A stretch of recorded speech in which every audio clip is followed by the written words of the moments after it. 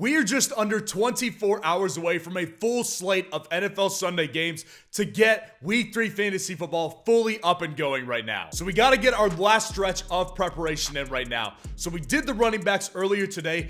Now we need to go through every matchup to find out who the must start and sit wide receivers are for Week 3 fantasy football. And at the end of the video, I will also give you my Underdog Flex wide receiver option of the week.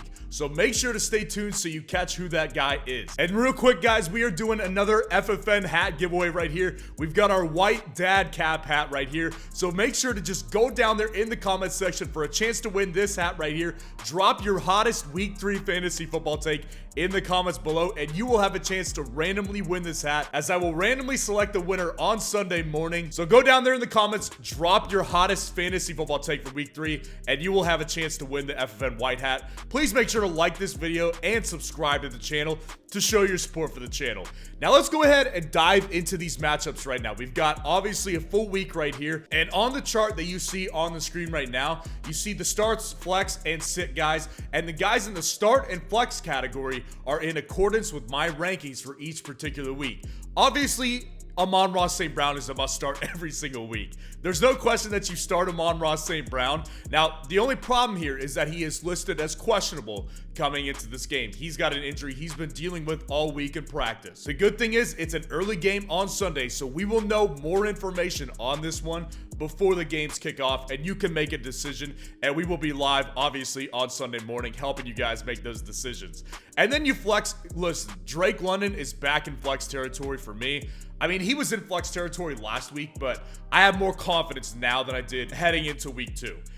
Drake London, I think, is going to have a similar issue all year, similar to what Michael Pittman had last year, where he's good, he's a good player, but I just don't know if the volume's always going to be there for him. This team is so run heavy. That's what they're predicated on offensively, but he's still a good flex option because he's a very high upside type of player here. Josh Reynolds, if he plays, I think he's a legitimate flex option as well, especially if he plays and Amon-Ra St. Brown doesn't play, he goes into start territory for sure. Josh Reynolds has been very good in fantasy football so far this year. He's a top 12 fantasy wide receiver through 2 weeks. The guy has been very good. He is also dealing with an injury as well, though. He is heading into the game questionable. Again, it's an early game on Sunday, so that's good for us for getting information. And you said everybody else, nobody else is really relevant in this particular matchup. Chargers at Vikings, our next matchup here. You go ahead, obviously, you've got two studs right here that you start without any question. Justin Jefferson and Keenan Allen. Justin Jefferson, for the obvious reasons we don't need to discuss. And Keenan Allen has been excellent in fantasy football so far this year. He's always been Justin Herbert's main target, and it has not changed with the addition of Quentin Johnston. You continue to start Keenan Allen for sure. Mike Williams and Jordan Addison in flex territory. Both of these guys are really higher end flex options for me personally. I prefer Mike Williams though, because the reason is because Austin Eckler is going to miss again. And Mike Williams had a very good week with no Austin Eckler. Now, obviously, Mike Williams is going to be involved regardless of if Austin Eckler is there or not, but his importance in this offense takes a step up without Austin Eckler. That's why I like Mike Williams in this matchup, and the matchup is great versus the Vikings secondary. Jordan Addison, you ride the wave with him, man. I mean, Jordan Addison is, again, both of these guys are high-end flex options. Honestly, wrestled with both of them in the start category right here. They're both high-end flex options. Jordan Addison is going up against a really bad secondary that the Chargers have. So this is a matchup to take advantage of here. Jordan Addison has been great so far. I love playing Jordan Addison. And then you sit Quentin Johnston. The guy just hasn't shown enough yet. He's not been involved enough yet. And KJ Osborne, week to week, he's a decent option, but I just don't think that you could start him or even really consider flexing him, especially ahead of guys like Justin Jefferson and Jordan Addison at this point. Saints at Packers is our next matchup here. You've got one must-start guy and a bunch of guys that I would flex. Obviously, you start Chris Olave. Chris Olave has been a little disappointing, and I talked about him a couple times earlier in the week, but you don't sit Chris Olave. Like, Chris Olave is still a must-start guy because the targets are there. He's got over 20 targets in the last 2 weeks. This guy just needs touchdowns, and they will come because Derek Carr does throw a good deep ball. You don't panic on Chris Olave. Christian Watson, if he plays, he's flexible for sure. I can't put him in must-start category because we haven't seen what he's done yet at all, and we don't know what the target share is going to be in his first week back. But if he plays, he's definitely flexible. Romeo Doubs, Jaden Reed, also flexible on this team as well. Romeo Doubs has done pretty well over the past 2 weeks, and so is Jaden Reed. These two guys are very, very flexible, especially if Christian Watson does not go. Rashid Shaheed, Michael Thomas, they're flexible as well. I prefer Rashid Shaheed over Michael Thomas because he gets a lot of the big plays, whereas Chris Olave, he handles the majority of the volume. So Michael Thomas is kind of caught in that in-between where he doesn't make a bunch of big plays, but it's not like he's being ignored in this offense. I acknowledge he's flexible. I just prefer Rashid Shaheed for upside purposes. And then you sit everybody else, even though there's really nobody else left in this matchup. Texans at Jaguars is our next matchup here, and you're going to go ahead and keep starting Calvin Ridley. Calvin Ridley, I get it, bad week 2. Week 1 was great though, and this is a guy I took my L on as soon as week 1 was over because I saw the importance in the offense. And it didn't change last week. He still had 8 targets in week 2. The guy did not just drop off the face of the earth. He's still important. This is a situation where Calvin Ridley's a must start as long as he's on the field, or unless he just all of a sudden stops getting targeted at which I don't see happening. Nico Collins is a must start guy right now to me. This guy is so relevant in this offense. He is clearly the wide receiver 1. He's a good player, and this team is, the reality is that he gets a lot of his points in garbage time, which there will be plenty of time for that against the Jaguars this week in Jacksonville. So Nico Collins to me is a great start moving forward unless something really changes. Flex territory, Christian Kirk is high-end flex guy.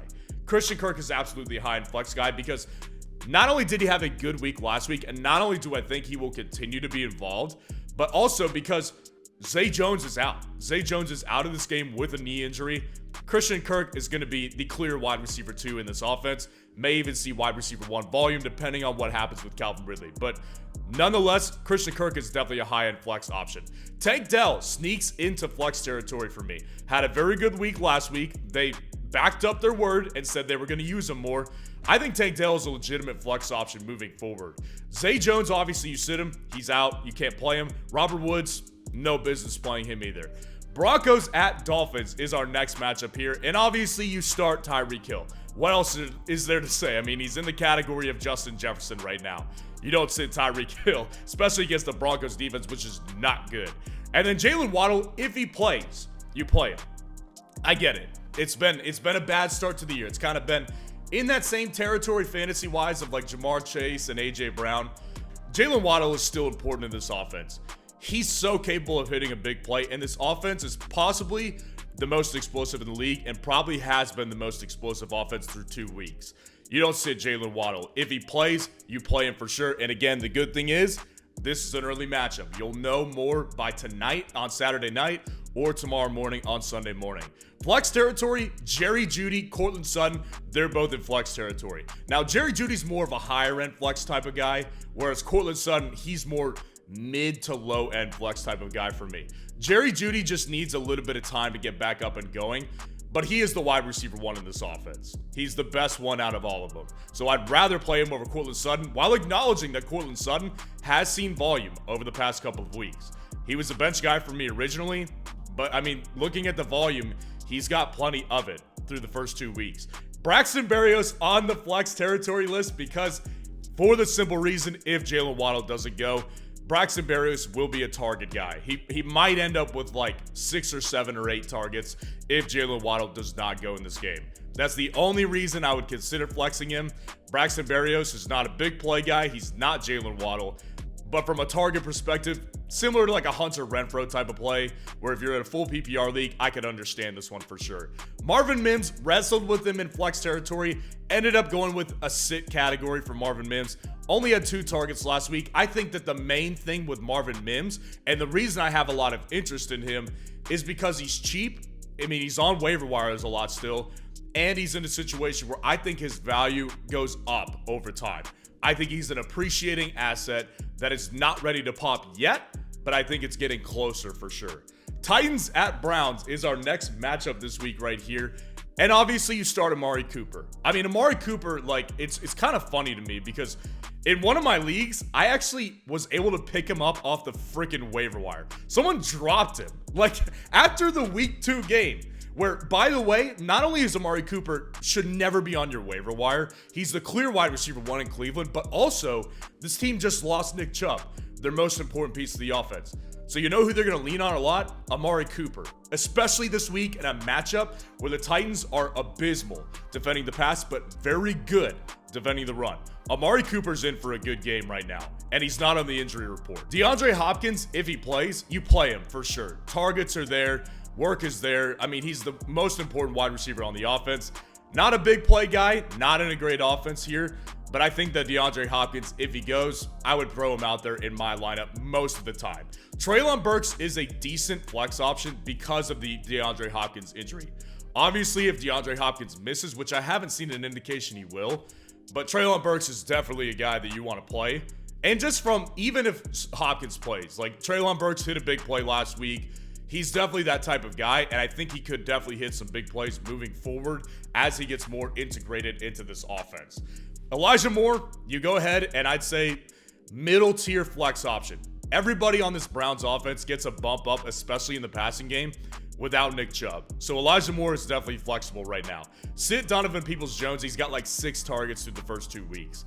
Bills at Commanders is our next matchup here. Obviously, you start Stephon Diggs. Stephon Diggs is a wide receiver 1 in fantasy football always. But yeah, there's nothing really else to discuss here. Never sit Stephon Diggs. Gabe Davis is my favorite flex option out of these guys, and there's plenty of them on the list, as you can see here. Gabe Davis, it's a preference thing for me. Offense is better. Big playability is there. Guy can go nuclear any single week. That's the reason that Gabe Davis is on here above Terry McLaurin, Jahan Dotson. Terry McLaurin surpassed Jahan Dotson for me because he is clearly the wide receiver 1 in this offense, and he's a big play threat. Jahan Dotson has been a bad start to the year. Still not saying I'm out on Jahan Dotson. I think he could get going. It's just not been a good first 2 weeks for sure, but they're both flexible in this matchup where they're going to have to play catch up, and everybody else is irrelevant in this matchup. Colts at Ravens. Now, this one is a little bit interesting because obviously Anthony Richardson for the Colts is out. He's not playing. It's Gardner Minshew time. On Baltimore's side, no Odell Beckham. He's out of this game as well. So Zay Flowers, and this is the reason we do this on Saturdays, guys, is because we get a lot more injury updates versus if we were to do this at the beginning of the week. I wouldn't have had Zay Flowers in must-start category, and I would have had Michael Pittman in must-start territory. Zay Flowers is must-start because not only is he clearly the wide receiver 1, but without Odell Beckham, there's going to be a lot of focus on Zay Flowers this week. I play Zay Flowers for sure this week. Michael Pittman, still a high-end flex option because he's been very good through 2 weeks, but Gardner Minshew changes the trajectory of what Michael Pittman's projections are this week. It definitely does. It definitely goes from like this to like more like this. So Michael Pittman, not a terrible option, but not my favorite option this week without Anthony Richardson. Rashad Bateman, flexible as well. More of a middle tier guy, but without Odell Beckham, he definitely will get maybe 5 targets or so. Sit Josh Downs, upside isn't there without Anthony Richardson, and then obviously sit an injured Odell Beckham Jr. Patriots at Jets here. Nobody's a must start. It bums me out to say Garrett Wilson is not a must start anymore to me. Without the big play last week, the guy it would have been a bad fantasy week. Now, of course, that's the reason he's at the top of the flex tier right here, and he's a higher end flex option because he's capable of that. He's such a tremendous player that he's capable of hitting those types of big plays on any given play. Zach Wilson just sucks. And New England has been very, very good against Zach Wilson, as is everybody else in the league. So Garrett Wilson, higher end flex guy, just unfortunate. You know what I mean? Kendrick Bourne, Juju Smith-Schuster.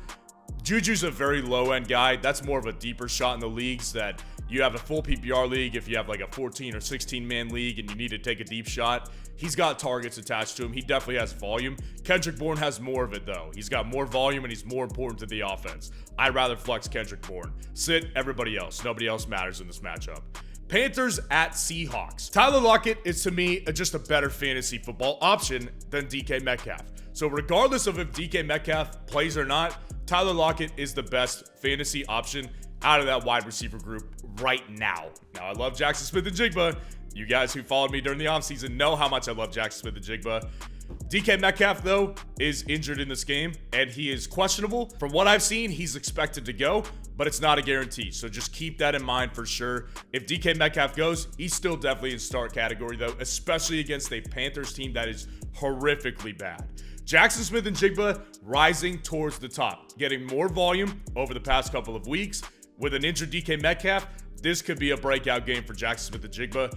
I'm taking a shot on him in a couple of different leagues, in redraft leagues and dynasty leagues as well. Adam Thielen in a situation, Andy Dalton, no Bryce Young this week. By the way, no Bryce Young. He's going to miss probably the next 2 weeks or so with an ankle injury. Andy Dalton, Adam Thielen, maybe it could work. I mean, they're both veteran guys. It could work this week. Seahawks defense isn't great through the air anyways.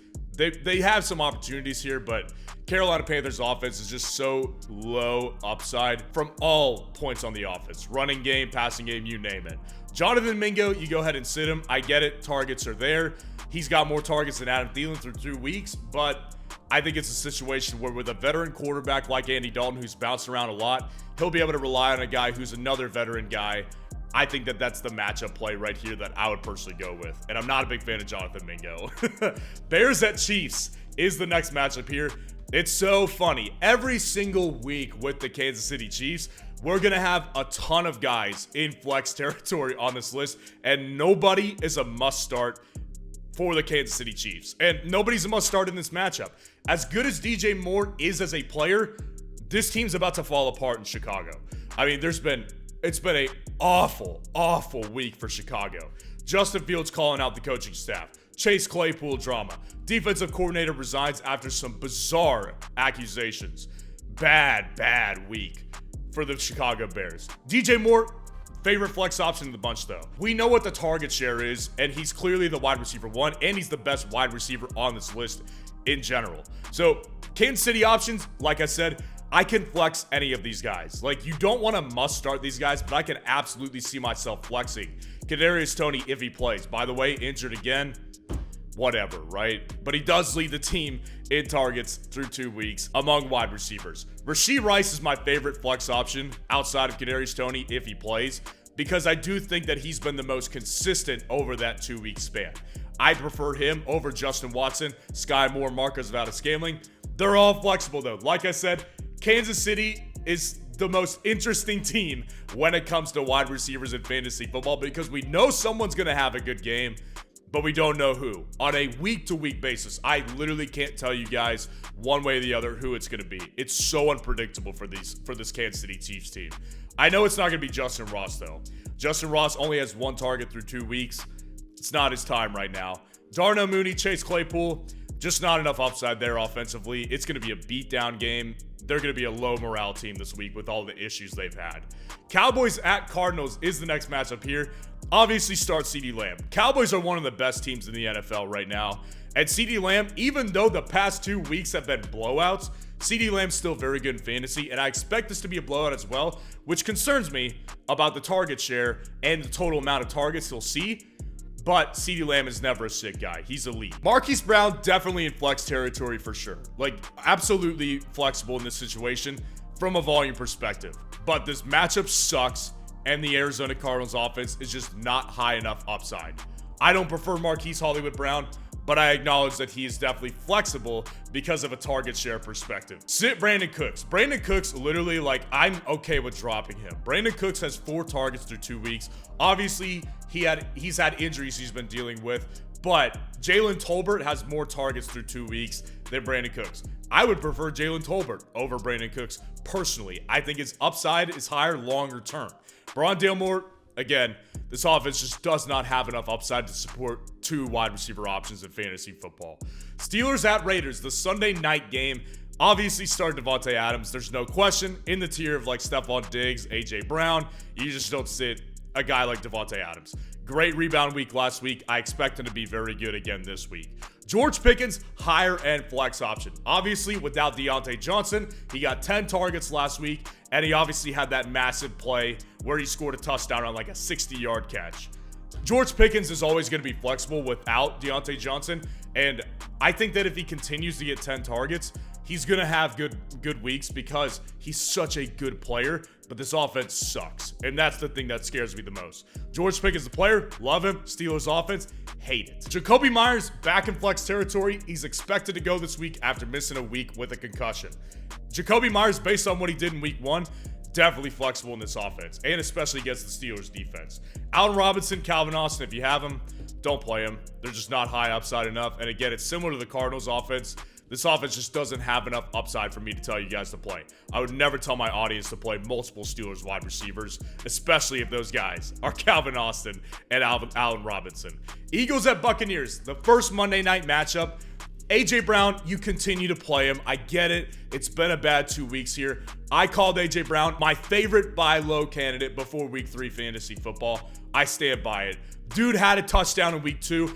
It didn't count. It got called back. If it did count, everybody's view on him this week would be so much different. Perspective is everything here. And the reality is, I'm not calling out anybody, but a lot of fantasy analysts on YouTube don't actually watch football. I love football. I watch it every single day. Regardless of if it's game day or not, I am obsessed with football, and I can tell you that A.J. Brown is going to be just fine. He's still important in this offense. Devonta Smith, questionable heading into this game. So it bumps him down a little bit for me because he will be dealing with injury if he does play, and the problem is it's Monday night. That's the ultimate problem here. It's a situation where it's going to be really tough for me to tell you guys, absolutely play Devonta Smith, because these are the worst types of injuries when you got a guy on Monday Night Football. Mike Evans is definitely a must start. Ride the wave, man. He has been excellent the first 2 weeks. You cannot put him on your bench right now. Flex territory, Chris Godwin, wide receiver 2 in the offense. Doesn't work that well with Baker Mayfield.